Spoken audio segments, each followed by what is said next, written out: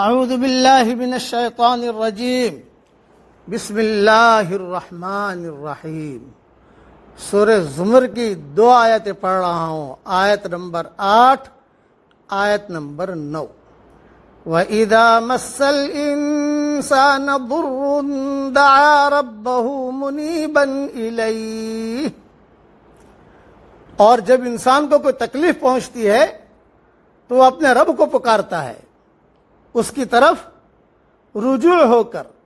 ثم اذا خوله نعمة منه نسي ما كان يدعو اليه من قبل۔ پھر جب وہ اس کو اپنے پاس سے نعمت دے دیتا ہے تو وہ اس چیز کو بھول جاتا ہے جس کے لیے وہ پہلے پکار رہا تھا۔ وَجَعَلَ لِلَّهِ أَنْدَادًا لِيُضِلَّ عَنْ سَبِيلِهِ۔ اور وہ دوسروں کو اللہ کے برابر ٹھہرانے لگتا ہے تاکہ اس کی راہ سے گمراہ کر دے۔ قُلْ تَمَتَّعْ بِكُفْرِكَ قَلِيلًا، کہہ دیجئے کہ اپنے کفر سے تھوڑے دن فائدہ اٹھا لے۔ إِنَّكَ مِنْ أَصْحَابِ النَّارِ، بے شک تو آگ والوں میں سے ہے۔ أَمَّنْ هُوَ قَانِتٌ آنَاءَ اللَّيْلِ سَاجِدًا وَقَائِمًا يَحْذَرُ الْآخِرَةَ وَيَرْجُو رَحْمَةَ رَبِّهِ۔ بھلا جو شخص رات کی گھڑیوں میں سجدہ اور قیام کی حالت میں عاجزی کر رہا ہو، آخرت سے ڈرتا ہو اور اپنے رب کی رحمت کا امیدوار ہو۔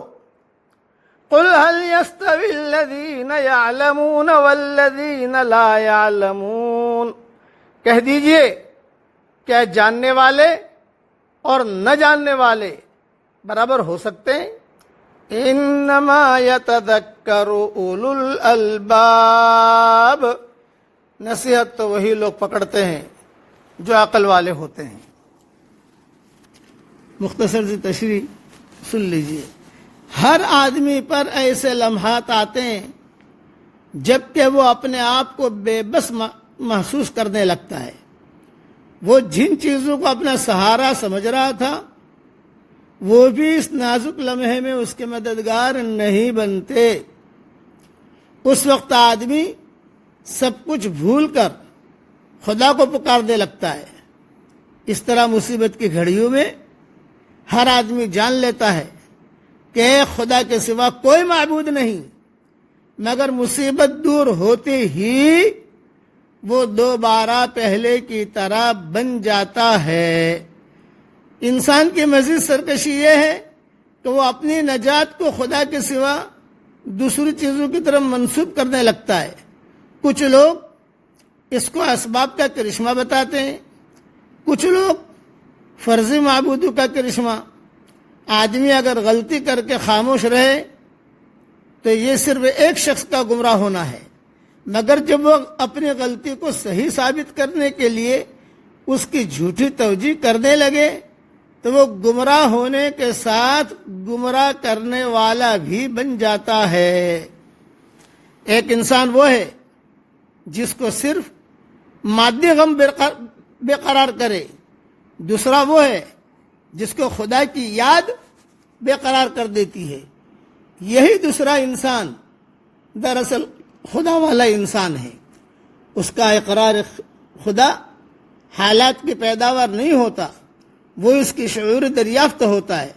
وہ خدا کو ایک ایسی برتر ہستی کی حیثیت سے پاتا ہے کہ اس کی امیدیں اور اس کے اندیشے سب ایک خدا کے ذات کے ساتھ وابستہ ہو جاتے ہیں۔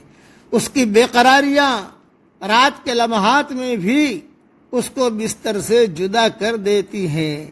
اس کی تنہائی غفلت کی تنہائی نہیں ہوتی، اس کی تنہائی غفلت کی تنہائی نہیں ہوتی، بلکہ خدا کی یاد کی تنہائی بن جاتی ہے۔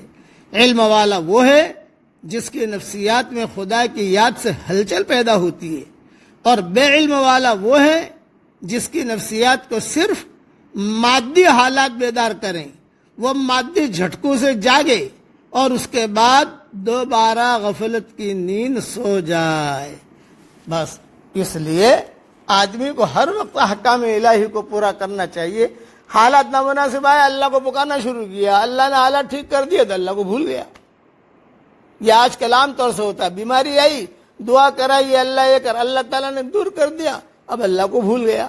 یہ نہیں, اللہ کو ہر وقت ہمیں یاد کرنا ہے. ہماری تنہائیاں, اس میں جو بے قراریاں ہیں, وہ اللہ کی محبت کی وجہ سے, اللہ جل جلالہ عما نوالہ کی یاد میں ہماری راتیں جو ہے وہ گزر رہی ہو. اللہ تعالیٰ ہم سب کو عمل کرنے کی توفیق عطا فرمائے. آمین. وآخر دعوانا ان الحمدللہ رب العالمین.